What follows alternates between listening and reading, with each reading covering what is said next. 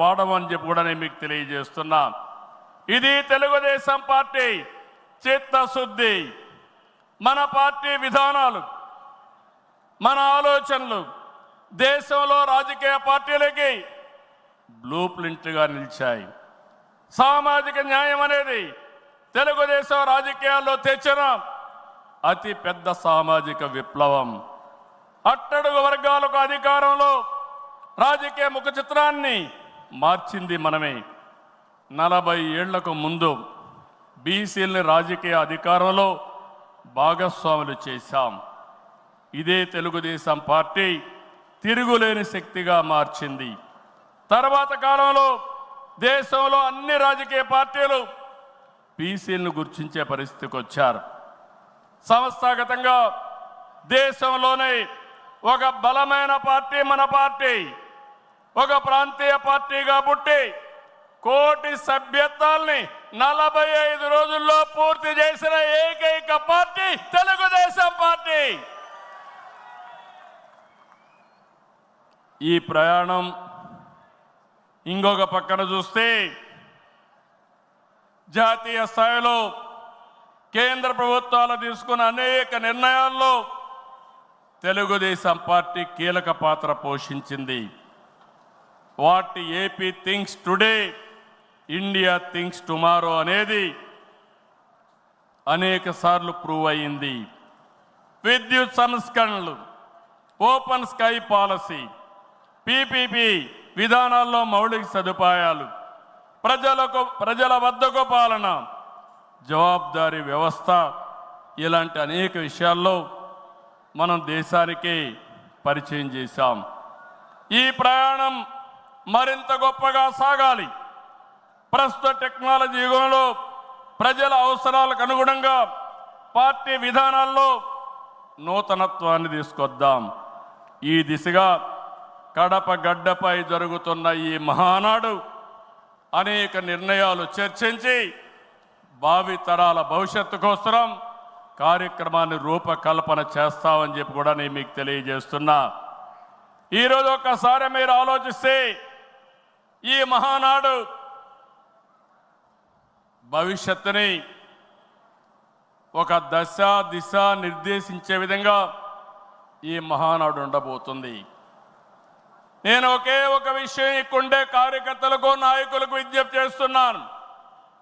ఈరోజు మనమందరం కూడా ఒక ఇన్స్పైరింగ్ టైంలో ఉన్నాం. టెక్నాలజీకి మెచ్యూరిటీ వచ్చింది.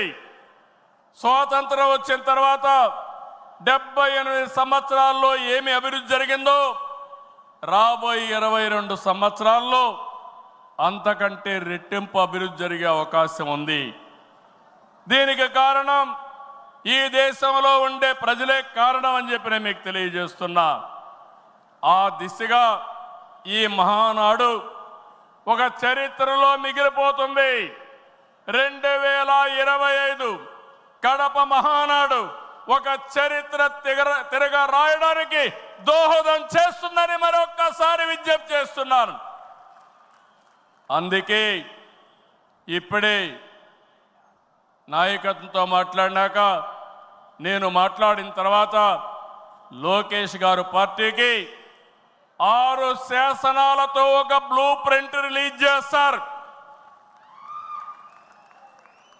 అదే మాదిరిగా ఈరోజు రేపు మనం లా అండ్ ఆర్డర్ గురించి మాట్లాడుతున్నాం. లా అండ్ ఆర్డర్లో నేను ఒకటే చెప్తున్నాను, నేరస్తులు ఎక్కడున్నా వదిలిపెట్టే సమస్య లేదు. ఆంధ్రప్రదేశ్ అంటే నేరస్తులకు చోటు లేదు. అది నిరూపిస్తానని ఈ మహానాడు సాక్షిగా మీ అందరికీ విజ్ఞప్తి చేస్తున్నా. ఇంకో పక్క నదుల అనుసంధానం, పోలవరం పూర్తి చేసి జలహారతి ద్వారా ప్రతి ఎకరాకు నీళ్ళిచ్చి తెలుగు ప్రజల రుణం తీర్చుకునే విధంగా తీర్మానాన్ని పాస్ చేయడమే కాకుండా ఆచరణ చేస్తాం. భవిష్యత్తులో వచ్చే గ్రీన్ ఎనర్జీ, అదే మరి గ్రీన్ హైడ్రోజన్, అదే మరిగా అనేక ఇండస్ట్రీస్ని నాంది పలుకుతాం. అదే మాదిరిగా ఎక్కడికక్కడ ఏవైతే లాజిస్టిక్స్ ఉన్నాయో రోడ్లు కానీ రైల్వే కానీ పోర్ట్లు ఎయిర్పోర్ట్లు కానీ అదే మాదిరిగా పోర్ట్లు కానీ ఇంకో పక్క ఇన్లాండ్ వాటర్ వేస్ కానీ ఇవన్నీ చేసి ప్రపంచంలోనే లాజిస్టిక్స్ కాస్ట్ తగ్గే విధంగా మన ఆలోచనలు ఉంటాయని చెప్పి నేను మీకు తెలియజేస్తున్నా. ఇంకో పక్కన మీరు చూస్తే ఆ రోజు నేను హైటెక్ సిటీతో హైదరాబాద్లో ఐటీ ప్రారంభించాను. ఈ మహానాడు ద్వారా క్వాంటమ్ వ్యాలీ ద్వారా ఆర్టిఫిషియల్ ఇంటెలిజెన్స్ కూడా ప్రాధాన్యత ఇచ్చి తెలుగు జాతిని ముందుకు నడిపిస్తామని చెప్పి నేను మీకు తెలియజేస్తున్నా. ఇంకో పక్కన ఇటీవలే స్వర్ణాంధ్ర విజన్ డాక్యుమెంట్ తయారు చేశాం. కేంద్రం ప్రధానమంత్రి గారి నాయకత్వంతో వికసిత్ భారత్ తయారు చేస్తే మన రాష్ట్రం విజన్ డాక్యుమెంట్ కింద స్వర్ణాంధ్ర 2047కి తీసుకొచ్చాం.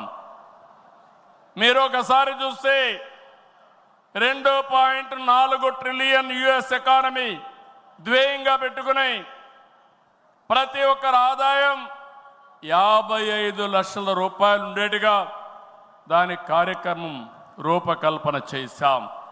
మన సంకల్పం ఒకటి, వెల్తీ హెల్తీ హ్యాపీ సొసైటీ మన విధానం.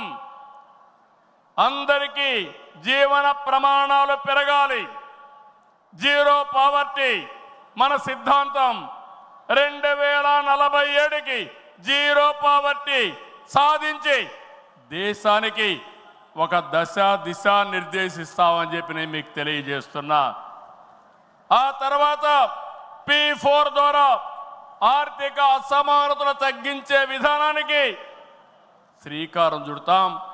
దానికి కూడా ఈ కడప మహానాడులో చర్చ చేసి ముందుకు తీసుకుపోతాం. అందరూ ఆర్థిక అసమానతలు తగ్గించి ఆరోగ్యంగా ఆనందంగా ఉండడం మన విధానం అని చెప్పి కూడా నేను మీకు తెలియజేస్తున్నా.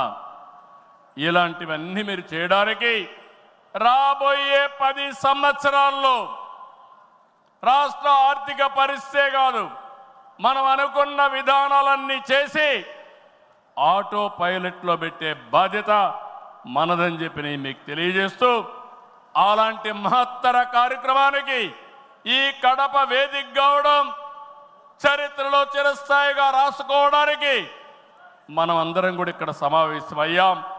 దీని ద్వారా ప్రపంచంలోనే తెలుగు జాతి నెంబర్ 1గా ఉండేట్టుగా చేసే బాధ్యత మన అందరిది అని చెప్పి మరొకసారి విజ్ఞప్తి చేస్తున్నా. ఇవన్నీ చేసుకుంటూనే మీరు ఒక్కసారి చరిత్ర కూడా ఒకసారి చూస్తే కొన్ని కీలక అంశాలపై అందరికీ అవగాహన ఉండాలి. రాజకీయ అవినీతిని ప్రజలు పట్టించుకోరని అపోహలున్నాయి, కానీ ఇది నిజం కాదు. అందుకే అవినీతిపై టీడీపీ ఎల్లప్పుడూ పోరాడుతూనే ఉంటుంది. పోరాడాం,